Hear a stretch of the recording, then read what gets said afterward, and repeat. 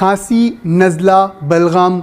कफ़ का होना या अक्सर लोगों में पोस्ट नेज़ल ड्रिपिंग बहुत ज़्यादा हो रही होती है, इसके लिए शहद एक बेहतरीन दवा है। शहद 1 चाय का चमचा लेंगे और इसमें अदरक को मैंने छोटे छोटे टुकड़े किए हुए हैं और इसको स्क्वीज़ करके सिर्फ 2 से 3 कतरे इसमें ऐड होंगे और ये सिर्फ 1 दफ़ा दिन में अगर दे दिया जाए, हल्का सा नीम गर्म पानी इसके बाद दे दिया जाए, तो ना सिर्फ ये कि ये आपकी खांसी, नज़ला, बलगमी तबीयत, पोस्ट नेज़ल ड्रिपिंग जिसको हम उर्दू ज़बान में कीड़ा गिरना कहते हैं या बलगम का आना हलक में गिरना कहते हैं, ये वाली कैफियत से फ़ौरी निजात का बायस बनेगी।